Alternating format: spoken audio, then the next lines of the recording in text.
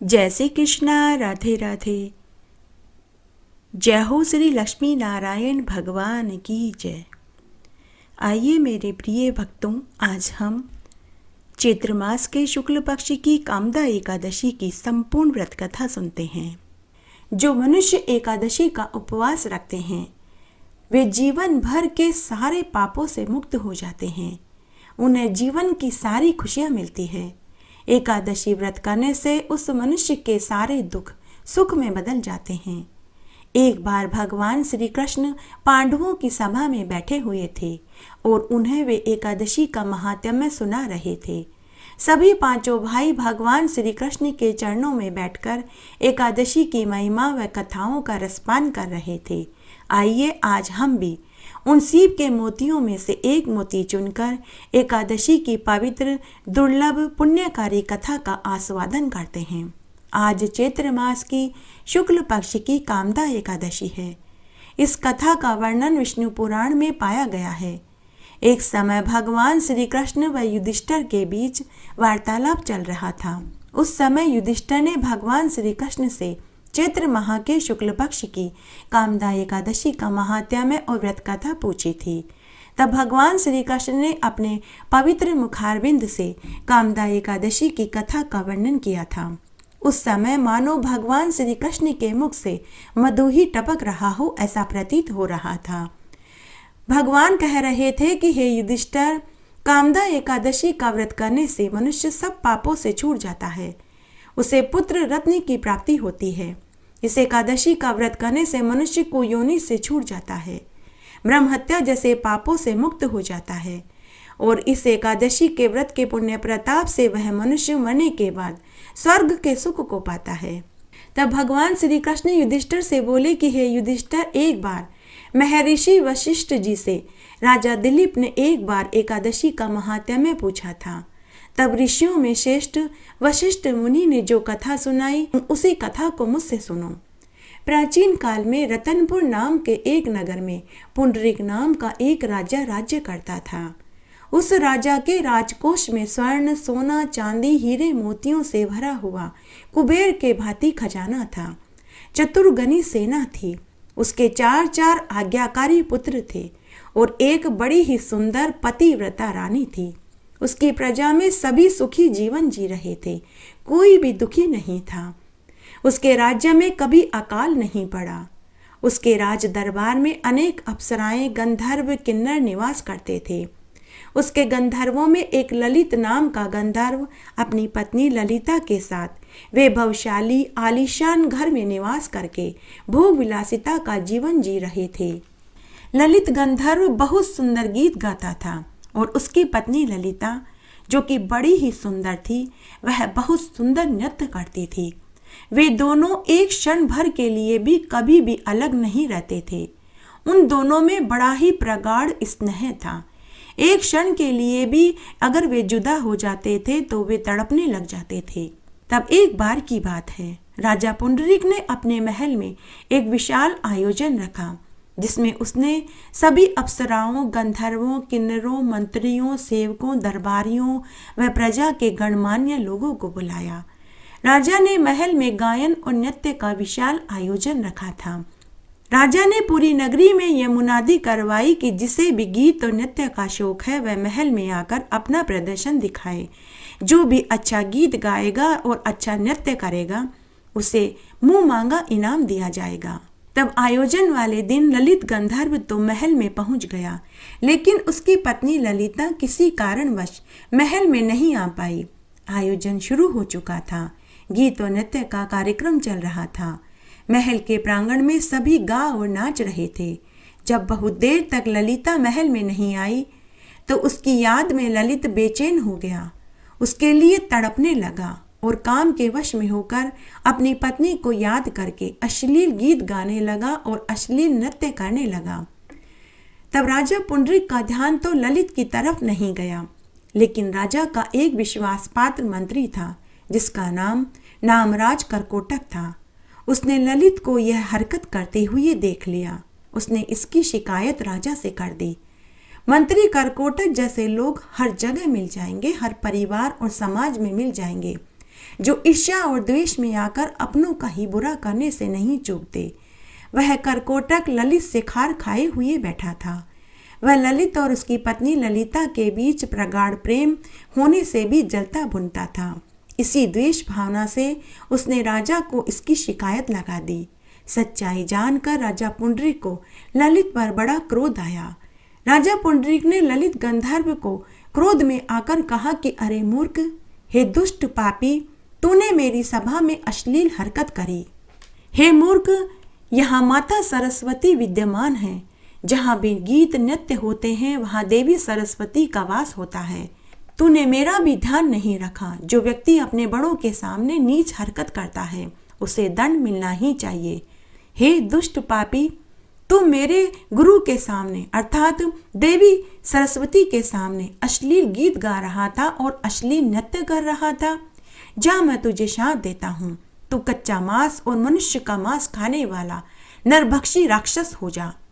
राजा पुंडरीक के शाप से वह ललित गंधर्व उसी समय नरभक्षी राक्षस की योनि को प्राप्त हो गया। उसका शरीर 8 योजन का हो गया। उसके नेत्रों से सूर्य की भांति आग टपकने लगी। उसके नथुनिया पृथ्वी पर पड़े विशाल हाथी जैसे हो गया। उसका पूरा ही शरीर राक्षस की योनि को प्राप्त हो गया। वह ललित कठोर दुख भोगने लगा। वह अपने बुरे कर्मों का फल भोगने के लिए हिमालय की कंदराओं में चला गया। उधर जब ललिता को अपने पति ललित के नरभक्षी योनि में जाने का पता चला तो उसे भी बहुत दुख हुआ। वह अपने भाग्य को कोसने लगी कि क्यों न मैं उस समय अपने पति के पास चली आई। अगर आयोजन वाले दिन मैं अपने पति के पास रहती तो यह घटना ही घटित नहीं होती।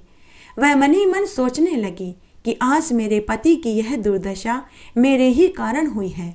अब मैं ही उन्हें राक्षस की योनि से छुड़ाऊंगी। हे ईश्वर, अब मैं ऐसा क्या करूं कि मेरे पति राक्षस की योनि से छूट जाए। वह सदैव अपने पति के उद्धार के लिए सोचने लगी। वह मन ही मन सोचने लगी कि अब मैं कहाँ जाऊं, क्या करूं। अब ललिता भी अपने पति के साथ वन वन विचरण करने लगी। तब घूमते घूमते वह विंध्याचल पर्वत पर पहुंच गई। विंध्याचल पर्वत पर शंगी ऋषि का आश्रम था। जब ललिता ने शंगी ऋषि के आश्रम को देखा तो वह उस आश्रम में चली गई और शंगी ऋषि के पास हाथ जोड़कर उनके चरणों में बैठ गई और करुण रुदन करने लगी। तब शंगी ऋषि ने उससे पूछा कि हे कल्याणी, तुम कौन हो और क्यों करुण रुदन कर रही हो? मेरे आश्रम में आने का तुम्हारा क्या प्रयोजन है? तुम्हारे दुख का क्या कारण है? मेरे आश्रम में आकर कोई दुख को प्राप्त नहीं होता। तुम मुझे अपना सारा दुख बताओ, मैं तुम्हें दुख से छूटने का उपाय अवश्य बताऊंगा। हे सुभगे, साधु सन्यासियों का जीवन तो दूसरों की भलाई के लिए ही बना है। तब ललिता हाथ जोड़कर शंगी ऋषि से बोली कि हे ऋषिवर, मैं वीर धनवा नामक गंधर्व की कन्या हूँ। मेरे पति राजा पुंडरीक के शाप से नरभक्षी राक्षस की योनि को प्राप्त हो गए हैं। आप मेरे पति को राक्षस की योनि से छूटने का उपाय बताइए। तब ऋषि बोले कि हे कल्याणी, हे भद्रे, तेरे भाग्य से आज से चौथे दिन बाद चैत्र मास के शुक्ल पक्ष की कामदा एकादशी आने वाली है। तू इस एकादशी का विधि विधान से उपवास कर। दूसरे दिन द्वादशी को अपने एकादशी के व्रत का पुण्य हाथ में गंगा जल तिल कुशा लेकर अपने पति के लिए अर्पित कर दे। अगर तू ऐसा करेगी तो तेरा पति राक्षस की योनि से छूट जाएगा और पुनः पूर्ववत रूप को प्राप्त होकर तेरे पास आ जाएगा। यह सुनकर ललिता ने बड़े ही श्रद्धा भाव से कामदा एकादशी का निर्जला उपवास रखा और द्वादशी के दिन ब्राह्मणों के सामने अपने व्रत का फल अपने पति को सौंप दिया और हाथ जोड़कर विष्णु नारायण भगवान से प्रार्थना करने लगी कि हे प्रभु, मैंने जो कामदा एकादशी का उपवास किया है उसके पुण्य से मेरे पति राक्षस की योनि से छूट जाए। एकादशी के व्रत का पुण्य देते ही उसका पति राक्षस की योनि से छूट गया और पुनः अपने पुराने रूप को प्राप्त हो गया तथा उसके बाद वे दोनों पहले की तरह प्रेम स्नेह करके रमण करने लगे। इस एकादशी के व्रत के प्रताप से वे दोनों पहले से भी अधिक सुंदर हो गए और पुष्पक विमान में बैठकर स्वर्गलोक में आनंद सुख भोगने के लिए चले गए। इस एकादशी के व्रत को करने से मनुष्य सब पाप कर्मों से छूट जाते हैं। ब्रह्म हत्या जैसे पाप तथा कुयोनि के दुख से भी छूट जाते हैं। इसकी कथा का श्रवण और पठन करने मात्र से वाजपेयी यज्ञ का फल मिल जाता है, ब्रह्महत्या जैसे पाप से छूट जाता है। अगर आप इस एकादशी का पूरा फल पाना चाहते हैं तो आपको एकादशी व्रत वाले दिन सुबह तारों की छांव में उठकर स्नान आदि से निवृत्त होकर भगवान विष्णु और माता लक्ष्मी का पूजन करना चाहिए। घी का दीपक जलाकर मंगला आरती करें, धूप दीप जलावें, हाथ में गंगा जल तुलसी दल लेकर जिस कामना से व्रत कर रहे हैं उसको मन में बोलें, फिर उस जल को भगवान के चरणों में छोड़ देवें। तुलसी के पौधे में घी का दीपक जलावें, लेकिन एकादशी के दिन तुलसी को जल से न सींचें, क्योंकि एकादशी और रविवार के दिन तुलसी माता भगवान विष्णु के लिए निर्जला उपवास रखती है। एकादशी के दिन तुलसी के पौधे में घी का दीपक जलाकर 5 परिक्रमा करें। ओम नारायणाय नमः, ओम नमो भगवते वासुदेवाय मंत्र का जाप करते रहें। व्रत में अन्न न खावें, फल दूध सूखे मेवे खा सकते हैं। झूठ न बोले पर निंदा चोरी से बचें। संध्या के समय पुनः आरती करें, घी का दीपक जलावें। हो सके तो रात्रि में भगवान हरि और तुलसी के 5 भजनों को गावें, ढोलक पेटी मंजीरे बजावें। दूसरे दिन पुनः आरती करें, मंदिर में सीधा जरूर भिजवावें। हो सके तो एक ब्राह्मण को भोजन खिलावें, गाय को हरा चारा डलवाएं, बंदरों को केले खिलाएं, चिड़ी कबूतरों को दाना पानी रखें और उसके बाद सोमव्रत का पारणा करें। एक बार आप भी मेरे साथ प्रेम से बोलिए, जय हो एकादशी माता की। आज एकादशी के दिन हम एक पवित्र पौराणिक पुण्यफल देने वाली कथा को सुनेंगे। इस कथा को सुनने से एकादशी व्रत का संपूर्ण फल प्राप्त होता है। आइए अब हम पवित्र पौराणिक पुण्यफल देने वाली कथा को सुनते हैं। किसी भी तीर्थ स्थान पर मिलने वाले प्रसाद को सामान्यतया प्रसाद ही कहते हैं, परंतु उड़ीसा स्थित जगन्नाथ मंदिर में मिलने वाले प्रसाद को महाप्रसाद कहा जाता है। कहते हैं एक बार महाप्रभु वल्लभाचार्य एकादशी व्रत के दिन जगन्नाथ मंदिर में पहुंचे। व्रत के दिन वहां वल्लभाचार्य जी को किसी ने प्रसाद दिया। वल्लभाचार्य जी ने वो प्रसाद ले लिया और उन्होंने स्तवन करते हुए दिन के बाद रात भी बिता दी। अगले दिन द्वादशी को स्तवन समाप्त होने पर उन्होंने प्रसाद को ग्रहण किया, जिसके बाद प्रसाद को महाप्रसाद का गौरव प्राप्त हुआ। ऐसी मान्यता है कि एक बार माता लक्ष्मी ने भगवान की इच्छा से ही नारद मुनि को यह प्रसाद भगवान की अनुपस्थिति में दे दिया था। तभी से यह परंपरा है कि भगवान के समक्ष भोग ग्रहण नहीं किया जाता। यह प्रसाद महाप्रसाद क्यों कहलाने लगा, इस संबंध में एक पौराणिक कथा है। इस संबंध में चैतन्य मंगल में यह कथा आती है। आइए अब हम इसी कथा का श्रवण करते हैं। एक दिन नारद मुनि कैलाश पर्वत पर महादेव जी के दर्शन करने पहुंचे। उस समय वहां उद्धव जी और श्री कृष्ण भी बैठे थे। इस प्रसंग में उद्धव जी भगवान के महाप्रसाद की महिमा का गान करते हुए कहते हैं कि हे भगवान, आपकी महाप्रसादी माला, सुगंधित तेल, वस्त्र और आभूषण और आपका उच्छिष्ट भोजन को स्वीकार करने से आपके भक्त आपकी माया शक्ति पर विजय प्राप्त कर लेते हैं। यह सुनकर नारद मुनि भगवान महादेव से बोले कि हे ईश्वर, हे कैलाशपति, एक बार मेरे हृदय में भी भगवान विष्णु का महाप्रसाद चखने की तीव्र उत्कंठा जागृत हुई। इसी आशा से मैं बैकुंठ में गया और पूर्ण भक्ति भाव से माता लक्ष्मी की सेवा करने लगा। 12 बरस तक सेवा करने के बाद एक दिन माता लक्ष्मी ने मुझसे कहा कि हे पुत्र नारद, मैं तुम्हारी सेवा से अत्यंत ही प्रसन्न हुई। तुम कोई मनचाहा वरदान मांग लो, आज मैं तुम्हें वरदान देना चाहती हूँ। यह सुनकर नारद मुनि ने बड़े ही विनय भाव से कहा कि हे माते, अनंत काल से मेरे हृदय में इस बात को लेकर पीड़ा है कि मैंने आज तक कभी भी भगवान विष्णु के महाप्रसाद का आस्वादन नहीं किया। हे माते, कृपया मेरी यह अभिलाषा आप पूरी कर दीजिए। यह सुनकर माता लक्ष्मी दुविधा में पड़ गई और कहने लगी कि हे पुत्र नारद, मेरे स्वामी ने मुझे कठोर निर्देश दे रखे हैं कि उनका महाप्रसाद किसी को भी न दिया जाए। मैं उनकी आज्ञा का उल्लंघन कैसे कर सकती हूँ? परंतु मैं तुम्हारी इस अभिलाषा को जरूर पूरा करूंगी। तुम मुझे थोड़ा समय दो।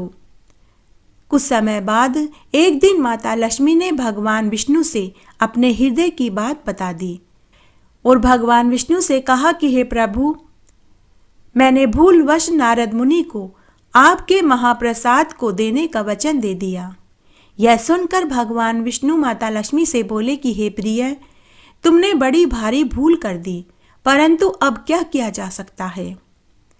हे प्रिय, तुम नारद मुनि को मेरी अनुपस्थिति में मेरा महाप्रसाद दे सकती हो। तब महादेव जी नारद मुनि से आगे पूछने लगे कि हे नारद, उसके बाद क्या हुआ। तब नारद मुनि बोले कि हे महादेव जी, आप विश्वास नहीं करेंगे, महाप्रसाद के मात्र स्पर्श करने से ही मेरा तेज और मेरा आध्यात्मिक शक्ति 100 गुना बढ़ गई। मैं दिव्य भाव का अनुभव करने लगा। मैं यही सुनाने आपके पास कैलाश पर्वत पर आया था।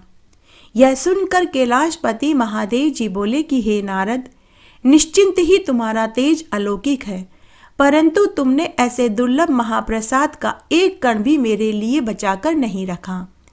यह सुनकर नारद मुनि लज्जित हो गए, परंतु तभी उन्हें स्मरण हो आया कि उनके पास अभी भी थोड़ा सा महाप्रसाद बचा हुआ था, तो उन्होंने वह प्रसाद महादेव जी को दे दिया। महादेव जी ने वह प्रसाद वहां बैठे भगवान श्री कृष्ण, उद्धव और अनेक देवताओं को दिया। सभी ने उस महाप्रसाद को थोड़ा थोड़ा करके चख लिया। उसे ग्रहण करते ही श्री कृष्ण भगवान प्रेम में मस्त हो गए और भगवान शिव नृत्य करने लगे। उनके नृत्य की थिरकन से पूरी धरती हिलने लगी, भूकंप सा महसूस होने लगा। तब भयभीत होकर धरती माता ने माता पार्वती से महादेव जी को शांत करने का निवेदन किया। माता पार्वती जी ने बड़ी मुश्किल से महादेव जी को शांत किया और फिर उनसे इस उन्मुक्त नृत्य करने का कारण पूछा। महादेव जी ने पूरी सच्चाई पार्वती जी को बता दी। यह सुनकर माता पार्वती जी महादेव जी से रुष्ट हो गई और बोली कि हे स्वामी, आपको महाप्रसाद मुझे भी देना चाहिए था। क्या आप नहीं जानते मेरा नाम वैष्णवी है। हे प्रभु, आज मैं प्रतिज्ञा करती हूँ कि यदि भगवान श्री हरि मुझ पर अपनी करुणा दिखाएंगे तो मैं यह प्रयास करूंगी कि उनका महाप्रसाद ब्रह्मांड के प्रत्येक व्यक्ति, प्रत्येक देवताओं को और प्रत्येक प्राणियों को प्राप्त हो। कि तभी आश्चर्यजनक रूप से उसी क्षण भगवान विष्णु माता पार्वती जी के वचन की रक्षा करने हेतु वहां प्रकट हो गए और माता पार्वती जी से बोले कि हे देवी पार्वती, मैं आपको वचन देता हूँ कि मैं स्वयं तुम्हारी प्रतिज्ञा को पूर्ण करूँगा और पुरुषोत्तम क्षेत्र जगन्नाथपुरी में प्रकट होऊंगा और पूरे ब्रह्मांड में प्रत्येक जीव को अपना महाप्रसाद प्रदान करूँगा। इसीलिए आज भी जगन्नाथ मंदिर में भगवान जगन्नाथ को भोग लगाने के पश्चात सर्वप्रथम प्रसाद विमला देवी अर्थात माता पार्वती के मंदिर में अर्पित किया जाता है। यही कारण है कि कोई भी भक्त प्रसाद कभी भी अर्चा विग्रह के सामने बैठकर ग्रहण नहीं करता। जय हो श्री जगन्नाथ भगवान की जय, जय हो माता पार्वती जी की जय। आइए अब हम एक पौराणिक कथा सुनते हैं। हमारे शास्त्रों में कहा गया है कि घर में बनने वाले भोजन का सबसे पहले भगवान को भोग लगाना चाहिए, उसके बाद ही स्वयं ग्रहण करें। ऐसा क्यों करना चाहिए, इस संबंध में हमें एक पौराणिक छोटी सी कथा सुनेंगे। एक बार एक गांव में एक सेठ जी थे। वे बड़े ही कंजूस थे। एक दिन दुकान पर अपने बेटे को बिठाकर बोले कि पुत्र, पैसा लिए बिना किसी को कुछ मत देना, मैं अभी अपना काम निपटा कर के आता हूँ। सेठ जी के जाने के बाद वहाँ एक संत महात्मा जी आए जो उसी गांव में तालाब के किनारे बने मंदिर में रहते थे। वे रोज एक समय ही भोजन करते थे और भोजन की सामग्री गांव में से अलग अलग दुकान से एक जने जितना ही लेते थे। तब सेठ जी के जाने के बाद वे संत महात्मा दुकान पर आए और सेठ जी के लड़के से बोले कि बेटा, मुझे थोड़ा सा नमक एक कागज की पुड़िया में डाल कर के दे दो। सेठ जी के लड़के ने डिब्बा खोलकर एक चम्मच नमक कागज की पुड़िया में बांधकर संत महात्मा को दे दिया। थोड़ी देर के बाद सेठ जी आए। उन्होंने देखा कि एक डिब्बा खुला पड़ा है। सेठ जी ने अपने बेटे से पूछा कि पुत्र, तुमने क्या सामान बेचा? तो बेटा बोला कि पिताजी, हमारे गांव के संत महात्मा जी आए थे जो तालाब के किनारे बने मंदिर में रहते हैं। उन्होंने 1 चम्मच नमक मांगा था। मैंने इस डिब्बे में से 1 चम्मच नमक कागज की पुड़िया में बांध करके उन्हें दे दिया। यह सुनते ही सेठ जी का माथा ठनका। वे बोले कि अरे मूर्ख, यह नमक नहीं था, यह तो चूहे मारने का पाउडर था। उसी समय सेठ जी संत महात्मा के पास पहुंचे। उस समय संत महात्मा जी भगवान को भोग लगा करके बचे हुए भोग को एक थाली में डालकर खाने के लिए बैठे ही थे। सेठ जी दूर से ही चिल्लाते हुए बोले कि महाराज जी रुक जाइए, आप जो नमक मेरी दुकान पर से लाए थे वह नमक नहीं बल्कि चूहे मारने का पाउडर था। आप इस भोजन को मत खाइए। तो संत महात्मा बोले कि भाई, इसका भोग तो हम भगवान को लगा चुके हैं, अब यह तो प्रसाद बन चुका है। जब हमारे प्रभु ने ही भोजन स्वीकार कर लिया तो अब हम इसे नहीं छोड़ सकते। अब हम यह भोजन तो अवश्य ही करेंगे। हाँ, अगर तुम थोड़ी देर पहले आते और अगर हमने भगवान को भोग नहीं लगाया होता तो फिर हम यह भोजन नहीं खाते, लेकिन अब तो हम इस भोजन को अवश्य खाएंगे। सेठ जी मिन्नतें करते रहे लेकिन संत महात्मा जी नहीं माने। उन्होंने पूरा भोजन खा लिया। सेठ जी के होश उड़ गए, वे वहीं बैठ गए। इस तरह रात्रि हो गई। संत महात्मा को नींद आ गई। सेठ जी भी वहीं सो गए और मन ही मन विचार करने लगे कि अगर रात्रि में संत महात्मा जी की तबीयत बिगड़ी तो गांव में से वेद जी को बुला कर के दिखा दूंगा और मैं बदनामी के डर से भी बच जाऊंगा। सोचते सोचते ही सेठ जी को भी नींद आ गई। दूसरे दिन संत महात्मा जी हमेशा की तरह जल्दी उठे। तालाब पर स्नान आदि से निवृत्त होकर सूर्य नारायण भगवान को अर्घ्य दे रहे थे कि तभी सेठ जी की भी नींद खुल गई। उठते ही सेठ जी संत महात्मा जी से पूछने लगे कि महाराज, आपकी तबीयत कैसी है? संत महात्मा बोले कि भगवान की कृपा से सब ठीक है। उसके बाद संत महात्मा जी मंदिर खोलकर मंदिर में गए। पीछे पीछे सेठ जी भी गए। सेठ जी ने देखा कि भगवान के श्री विग्रह के 2 भाग हो गए थे और उनका शरीर भी काला पड़ गया था। यह देखकर सेठ जी का माथा ठनका। वे सारा मामला समझ गए। अटल विश्वास से भगवान ने भोजन का जहर भोग के रूप में स्वयं ग्रहण कर लिया और अपने भक्त को प्रसाद दे दिया। यह देखकर सेठ जी का हृदय परिवर्तन हो गया। वे उसी समय घर आए और अपने बेटे को घर और दुकान संभला दी और स्वयं भक्ति करने के लिए उसी संत के पास चले आए। इसलिए रोज भगवान को निवेदन करके भोजन का भोग लगाकर ही भोजन करना चाहिए। ऐसा करने से वह भोजन अमृत बन जाता है। अतः आज से ही आप यह नियम लें कि भोजन बिना भगवान के भोग लगाए आप नहीं करेंगे। जय हो श्री लक्ष्मी नारायण भगवान की जय। आइए आज हम एकादशी के दिन भगवान के प्रिय भक्त धन्ना भगत की कथा सुनते हैं। एक बार एक गांव था।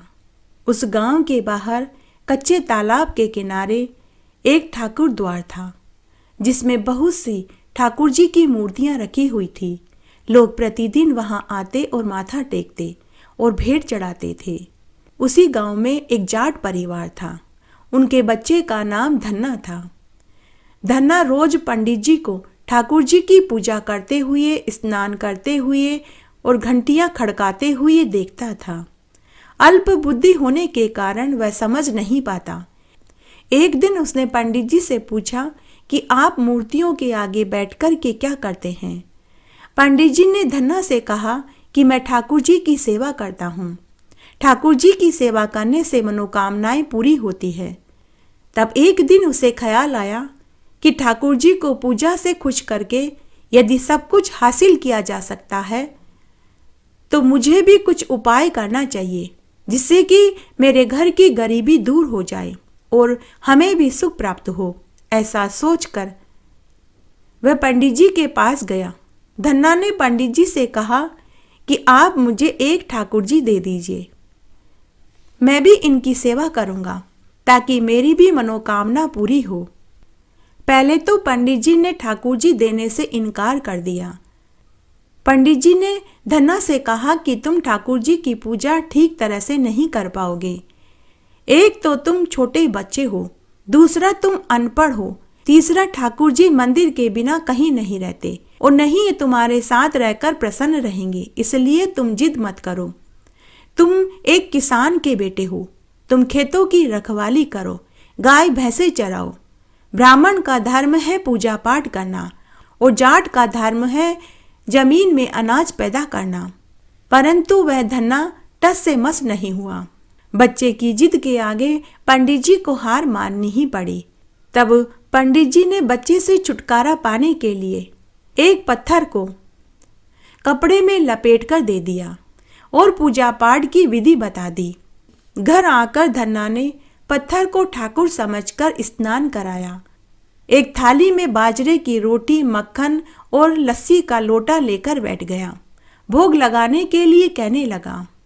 उसने ठाकुर जी के आगे बैठकर मिन्नतें करी और भगवान से प्रार्थना करने लगा कि हे प्रभु मेरे भोग को स्वीकार कीजिए। मुझ गरीब के पास बाजरे की रोटी, माखन और लस्सी के अलावा कुछ नहीं है। और वह हाथ जोड़कर आंखें बंद करके ठाकुर जी के सामने बैठ गया। अब भला पत्थर भोजन कैसे करे? पंडित जी तो भोग का बहाना बनाकर लोगों से सामग्री हड़पते थे, परंतु एक छोटे से बच्चे को इस बात का कहाँ ज्ञान। तभी उसने आंखें खोल कर के देखी तो ठाकुर जी ने अभी तक भी भोग स्वीकार नहीं किया था। वह व्याकुल हो गया। वह हाथ जोड़कर ठाकुर जी से कहने लगा कि हे प्रभु, क्या आप एक जाट का भोजन स्वीकार नहीं करेंगे? यदि आज आपने भोजन नहीं खाया तो मैं भी भोजन नहीं खाऊंगा, चाहे भूख से मेरी मृत्यु ही क्यों न हो जाए। प्रभु जानते थे कि यह मेरा निर्मल भक्त है, छल कपट इसे आता नहीं।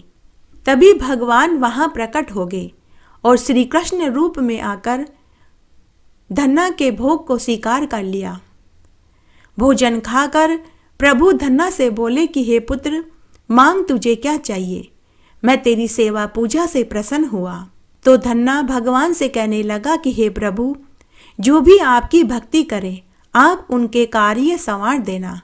मुझे गेहूं, दाल और घी देना, जूते, कपड़े, साथ में अनाज, गाय भैंस और सवारी के लिए घोड़ी देना और घर की देखभाल के लिए मुझे सुंदर नारी देना।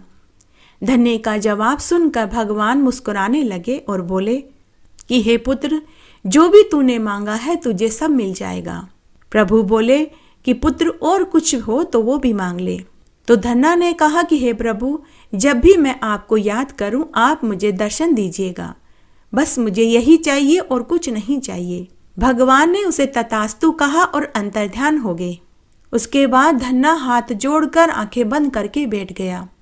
थोड़ी देर के बाद जब उसने आंखें खोली तो पुनः वहां पत्थर के शालिग्राम पड़े थे और थाली में थोड़ा सा भोजन और लोटे में थोड़ी सी लस्सी रखी हुई थी। धन्ना ने उस बचे हुए प्रसाद को खाया, जिससे वह 3 लोकों का स्वामी बन गया। प्रभु के दर्शन के कुछ दिन के बाद धन्ना के घर सारी खुशियां आ गई। एक अच्छे अमीर घर में उसका विवाह हो गया। बंजर जमीन उपजाऊ हो गई, उस पर फसल लहलहाने लगी। उसने जो भी प्रभु से मांगा था वह सब मिल गया। हे ठाकुर जी महाराज, जैसे आपने धन्ना भगत की भक्ति को स्वीकार किया, उसे दर्शन दिया और उसकी सभी मनोकामनाओं को पूरी किया, वैसा सबका करना, कहानी कहने वाले का, सुनने वाले का और हुक्कारा भरने वाले का। एक बार बहुत छोटा सा गांव था। उस गांव में एक विधवा बुढ़िया माई अपने बेटा बहू के साथ रहती थी। उस विधवा माई के पास गाय, भैंस और बकरियां थी, जिन्हें वह रोज जंगल में चराने जाती और उनका दूध निकालती और बेचती थी। दूध बच जाता तो वह दही, छाछ, घी भी बेचती थी। उसका बेटा मजदूरी करता था। बुढ़िया माई इन सभी कामों को करने के साथ रोज भगवान शालिग्राम जी को स्नान कराती, पूजा करती और रोज सुबह शाम भोग बना करके भोग लगाती और जब भी वह मक्खन बिलोती तो मक्खन का भोग भी भगवान शालिग्राम जी को लगाती। सुबह शाम की उसकी यही दिनचर्या थी।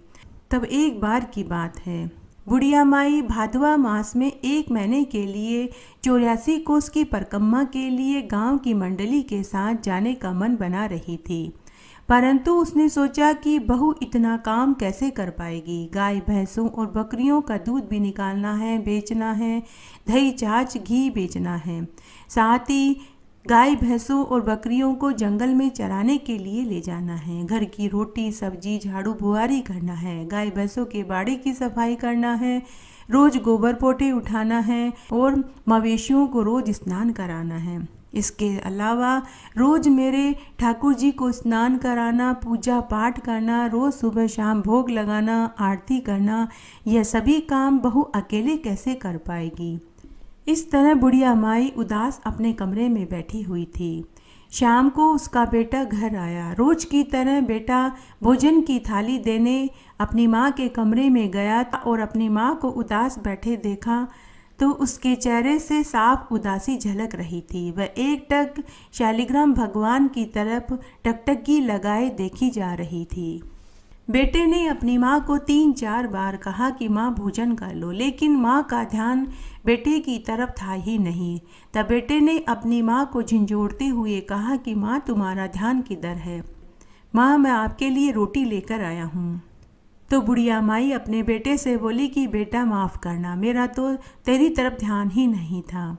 तब बेटे ने अपनी माँ से उनकी उदासी का कारण पूछा तो माँ ने पूरी बात बताई कि बेटा गांव में सभी लोग 84 कोस की परिक्रमा के लिए जा रहे हैं, मेरा भी बहुत मन है, लेकिन घर का गाय भैंसों का और शालिग्राम जी का काम बहू अकेले कैसे करेगी। तो बेटा बोला कि माँ ऐसा मौका बार बार नहीं मिलता, आप 84 कोस की परिक्रमा में ज़रूर जाओ, तुम्हारी बहू सब काम कर लेगी, मैं तुम्हारी बहू से खुद यहीं बुलाकर पूछ लेता हूँ। तब बेटे ने अपनी पत्नी को आवाज़ लगा कर के बुलाया। पत्नी आई। तब बेटे ने अपनी पत्नी को बुलाकर पूरी बात बताई। बहू बड़ी ही नेक दिल की, दयालु, सीधे साधे सरल स्वभाव की थी। दुनियादारी की चालाकी उसे आती ही नहीं थी। उसने अपनी सासू माँ से कहा कि माँ जी आप जरूर तीर्थ यात्रा करने के लिए जाइए, मैं आपके पीछे से सभी काम कर लूँगी। तब बुढ़िया माई ने गाय भैंसों का पूरा काम समझाया कि दूध दही घी बेचना है, रोज़ सुबह जल्दी उठकर स्नान करने के बाद मेरे शालिग्राम भगवान को स्नान कराना है, पूजा करना है, घी का दीपक जलाना है, आरती करनी है, दोनों समय भोग बना करके ठाकुर जी को भोग लगाना है। बहू ने सारा काम सासू माँ से जान लिया। तब सासू निश्चिंत होकर 1 महीने के लिए 84 कोस की परिक्रमा के लिए चली गई। दूसरे दिन बहू जल्दी उठी। स्नान आदि करने के बाद शालिग्राम भगवान को स्नान कराया, कपड़े पहनाए, पूजा करी, घी का दीपक जलाया और अगरबत्ती करके आरती करी और भोग में हलवा पूड़ी सब्जी बनाया। पानी का 1 लोटा उनके पास रखा और शालिग्राम भगवान से बोली कि हे भगवान आप भोजन पूरा ख़त्म कर लेना और पानी पी लेना, बाद में आकर मैं जूठे बर्तन ले जाऊंगी। अब मुझे घर के और भी बहुत से काम करने हैं। ऐसा कहकर बहू गाय भैंसों और बकरियों का दूध निकालकर बेचने के लिए चली गई। वापस आई तो उसने देखा कि भोजन की थाली ज्यों की त्यों रखी हुई थी। बहू ने सोचा कि शायद मेरी पूजा पाठ में कोई कमी रह गई होगी, इसीलिए ठाकुर जी ने भोजन नहीं किया, या फिर ठाकुर जी को सासू माँ की याद आ रही होगी, इसीलिए उन्होंने भोजन नहीं किया। तब थोड़ी देर के लिए बहू ने वापस आंखें बंद करी और शालिग्राम भगवान की स्तुति करने लगी कि हे ठाकुर जी, अगर मेरी पूजा में कोई त्रुटि रह गई हो तो आप मुझे माफ़ कर देना, लेकिन आप भोजन कर लो। और फिर उसने सोचा कि शायद मैंने पर्दा नहीं लगाया, इसलिए भगवान ने भोजन नहीं किया। तो वह तुरंत उठी और उसने भगवान के पर्दा लगा दिया और बोली कि ठाकुर जी अब आप भोजन कर लीजिए, आपको कोई नहीं देखेगा, मैं थोड़ी देर में फिर आती हूँ। और फिर से वह घर के काम में लग गई। जब घर का काम खत्म हो गया तो फिर से वह देखने के लिए आई। पर्दा हटाया तो देखा कि भोजन की थाली ज्यों की त्यों रखी हुई थी। उसने कहा कि ठाकुर जी अगर आप भोजन नहीं करेंगे तो मैं भी भोजन नहीं करूँगी, क्योंकि मेरी सास तो 1 महीने के बाद ही घर आएगी। अगर आपको मेरी सासू माँ की याद आ रही है तो आप चिंता मत कीजिए। 1 महीने के बाद सासू माँ वापस घर आ जाएगी, फिर वही आपकी सेवा पानी और पूजा करेगी और वही आपको भोजन परोसेगी। अभी आप भोजन कर लीजिए। अगर आप इस तरह से 1 महीने तक भोजन नहीं खाएंगे तो आप दुबले पतले कमज़ोर हो जाओगे और मेरी सास मुझसे नाराज़ हो जाएगी। अगर आप भोजन नहीं खाएंगे तो मैं भी भोजन नहीं करूँगी। बैकुंठ में बैठे ठाकुर जी यह सब देख और सुन रहे थे। वे सोचने लगे कि बुढ़िया की बहू तो बड़ी ही सीधे मन की है। अगर यह भी 1 महीने तक भोजन नहीं खाएगी तो जीव हत्या का पाप मेरे सिर पर लगेगा। मेरी वजह से इसने भी भोजन नहीं खाया है। तब भगवान शालिग्राम ने बालक रूप बनाया। छोटे छोटे पाँव, छोटे छोटे हाथ, पीले रंग का धोती कुर्ता पहने हुए, हाथ और पाँव में चांदी के कड़ुले, गले में सोने का कंठा, हाथ में छोटी सी लकड़ी लेकर वहाँ प्रकट हो गए और उन्होंने पूरा भोजन खा लिया और पानी पी लिया। और बुढ़िया की बहू से शालिग्राम भगवान बोले कि बेटी, मैंने पूरा भोजन खा लिया है, अब तुम भी भोजन खा लो और अब मैं तुम्हारी गाय भैंसों और बकरियों को जंगल में चरा कर लाता हूँ और शाम को ही घर लौटूंगा। तब बहू बोली कि हे ठाकुर जी, आप क्यों हमारे मवेशी चराने के लिए जाएंगे? अगर सासू माँ को पता लगेगा तो वो मुझ पर नाराज होगी। तब शालिग्राम भगवान बोले कि बेटी, पूरा दिन तो मेरा भी यहाँ मन नहीं लगेगा। इस तरह से मैं तुम्हारी बकरियां चराऊंगा तो मेरा भी दिन कट जाएगा। तब बहू कुछ नहीं बोली। इस तरह शालिग्राम भगवान सारे मवेशियों को जंगल में चराने के लिए ले गए और शाम को सभी मवेशियों को घर वापस ले आए और आते ही बोले कि बेटी, गरम गरम रोटी, दूध का कटोरा और मक्खन दे दो, मुझे बहुत भूख लगी है। बुढ़िया की बहू ने भगवान को आसन पर बैठाया, चौकी पर भोजन की थाली रखी, पानी का लोटा रखा और गरम गरम रोटी, दूध का कटोरा और मक्खन परोस दिया। भगवान शालिग्राम ने भोजन किया और वापस मूर्ति में चले गए। अब रोज ऐसा ही होने लगा। 1 महीने के बाद बुढ़िया माई तीर्थ यात्रा करके वापस घर लौट आई। घर आते ही सबसे पहले वह अपने शालिग्राम भगवान के दर्शन करने के लिए मंदिर में गई तो वहाँ उसे शालिग्राम भगवान की मूर्ति दिखाई नहीं दी। बुढ़िया ने बहू से पूछा कि बहू, मेरे शालिग्राम भगवान की मूर्ति कहाँ है? बहू बोली कि सासू माँ, आपके शालिग्राम भगवान हमारे मवेशियों को चराने के लिए जंगल में गए हैं, संध्या को ही लौटेंगे। ऐसा सुनते ही बुढ़िया माई का सिर चकराने लगा और बोली कि कहीं ठाकुर जी की मूर्ति में से भी भगवान निकल कर आते हैं और वो हमारे मवेशियों को चराएंगे। बहू, तुम झूठ बोल रही हो। तुमने मेरे ठाकुर जी की मूर्ति को कहीं रख दिया है या फिर कहीं फेंक दिया है। बहू, सच सच बताओ, मेरे शालिग्राम भगवान कहाँ हैं? तरह सास बहू को जोर जोर से डांटने लगी। तभी उसका बेटा भी आ गया। बुढ़िया ने बेटे से कहा कि देख, तेरी बहू क्या बोल रही है। तेरे कहने से ही घर का और शालिग्राम भगवान की जिम्मेदारी तेरी पत्नी को सौंपी थी। अब तू ही इससे पूछ कि मेरे शालिग्राम भगवान की मूर्ति कहाँ है। पति ने अपनी पत्नी से पूछा तो उसकी पत्नी ने वही जवाब दिया जो उसने अपनी सास से कहा था। तो बेटा अपनी माँ से बोला कि माँ, जहाँ 1 महीने आपने धैर्य रखा तो शाम तक और धैर्य रखो, सब मालूम चल जाएगा।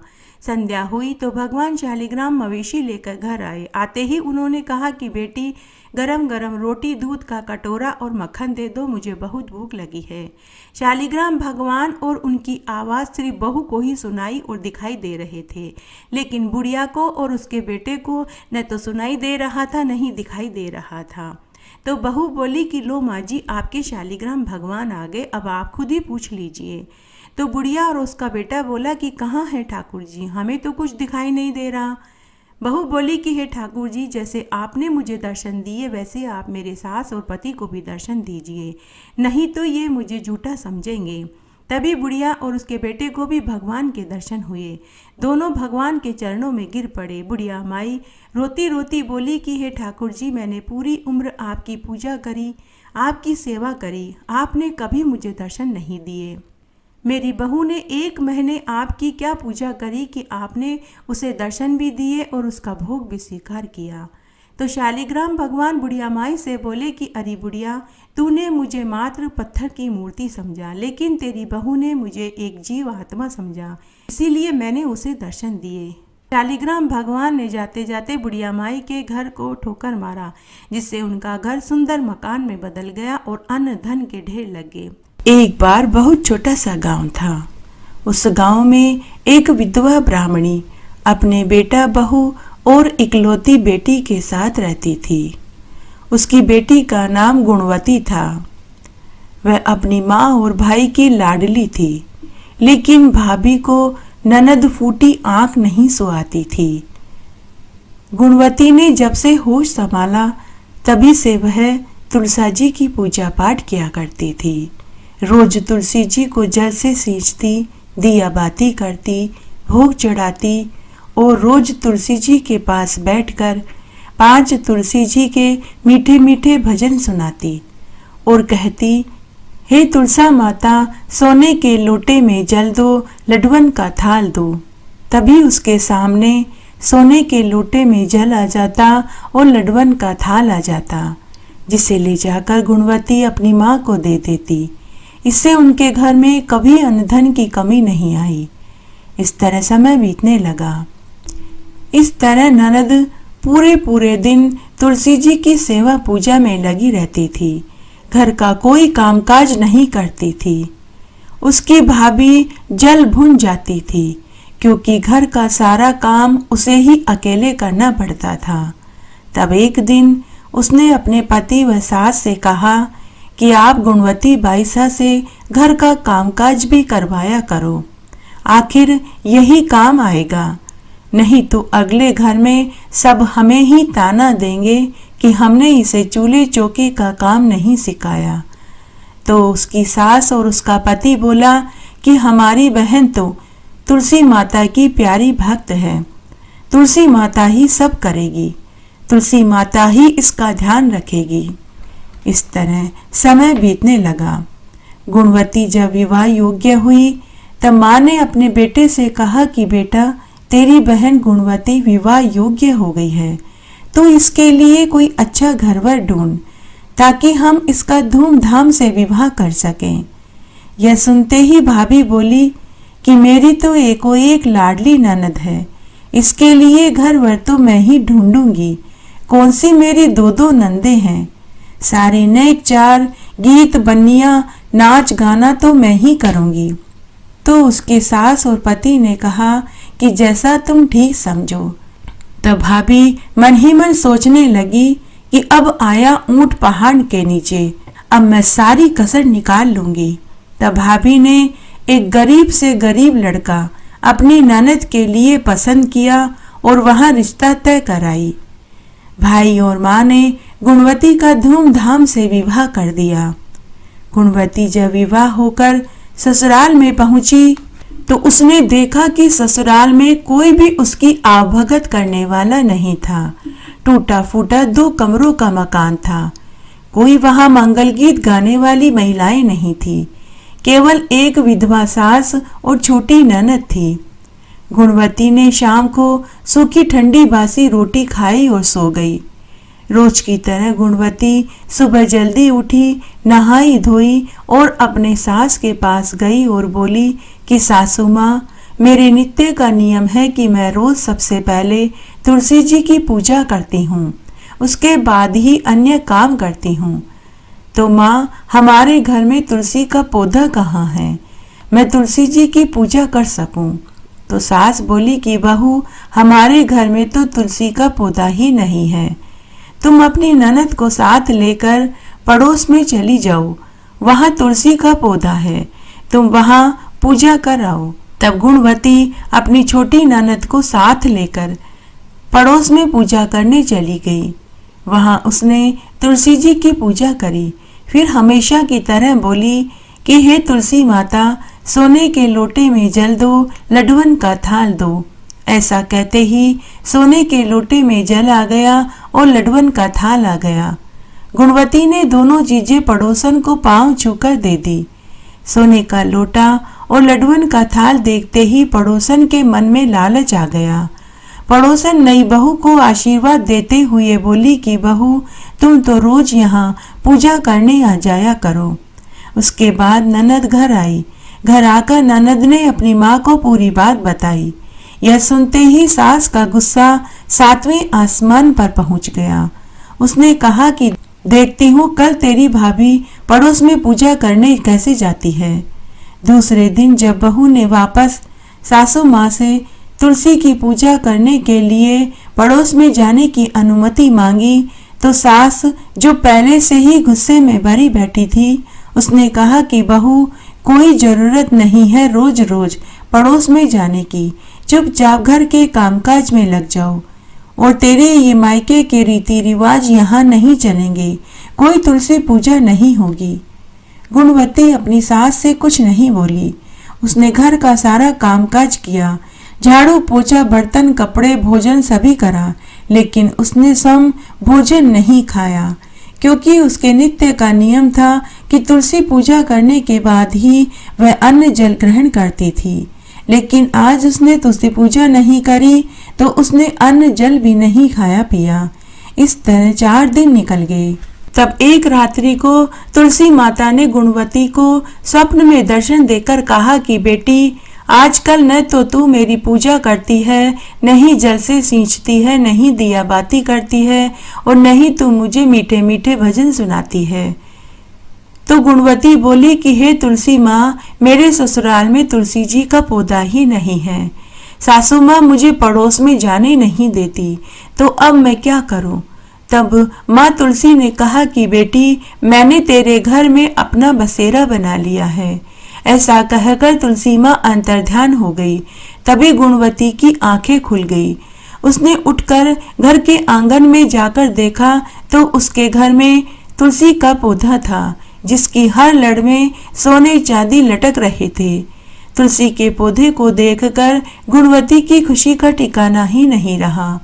वह नहाई धोई, उसके बाद उसने तुलसी जी की पूजा करी, तुलसी जी को जल से सींचा, घी का दीपक जलाया और बोली कि हे तुलसी माँ, सोने के लोटे में जल दो, लडवन का थाल दो। कि तभी वहां दोनों चीजें आ गई। गुणवती ने ले जाकर अपनी सास को पांव छूकर दे दिया। सोने का लोटा और लडवन का थाल देखकर सास और ननद बोली कि ये कहाँ से आए। तो गुणवती ने अपने स्वप्न वाली बात और आंगन में तुलसी के पौधे वाली पूरी बात अपनी सास और ननद को बता दी। सास और ननद भागकर आंगन में देखने गई तो उन्हें वहां तुलसी का पौधा और तुलसी के पौधे में सोने चांदी की लड़झड़ देखकर बहुत आश्चर्य हुआ। अब तो गुणवती की सास और ननद भी तुलसी जी की पूजा करने लगी। कुछ ही समय में वे बहुत अमीर हो गए। तब एक बार भाभी ने सोचा कि ननद से मिलकर आना चाहिए, देखना चाहिए कि कैसे हालों में हैं। भाभी मन ही मन सोचने लगी कि वह तो फटे पुराने कपड़े पहनती होगी, ठंडी बासी रोटी खाती होगी, चलकर देखना चाहिए। तब एक दिन भाभी अपने पति के साथ ननद के घर पहुंच गई। ननद के 2 कमरों के टूटे फूटे मकान की जगह हवेली नुमा मकान खड़ा था। ननद के ठाट बाट देखकर भाभी की आंखें फटी की फटी रह गई, लेकिन भाई अपनी बहन की खुशियां देखकर बहुत खुश हुआ। जय हो तुलसी माता की। हे तुलसी माता, जैसा सुख, जैसे ठाट बाट आपने गुणवती को दिया, वैसे सबको देना, कहानी कहने वाले को, सुनने वाले को और हुक्कारा भरने वाले को। जय हो तुलसी मैया की। तुलसी महारानी नमो नमो, हरि की पटरानी नमो नमो। बन तुलसी पूरन तप कियो मैया, शालग्राम महापटरानी। जाके मंज मंजरी कोमल मैया, श्रीपति चरण कमल लपटानी। धूप दीप नैवेद्य आरती मैया, पुष्पन की वर्षा बरसानी। 56 भोग 36 व्यंजन मैया, बिन तुलसी हरि एक न मानी। सामरो सखी माई तेरा यश गावे मैया, भक्तों वर दीजे महारानी।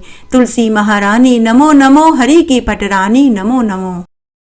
इस तरह आज हमने एकादशी का महात्म्य और संपूर्ण व्रत कथा सुनी। आशा करती हूँ आपको यह कथा जरूर पसंद आएगी। मेरे साथ बने रहने के लिए आपका धन्यवाद। आगे आने वाली कथा कहानी के लिए भी आप इसी तरह मेरे साथ बने रहें। धन्यवाद।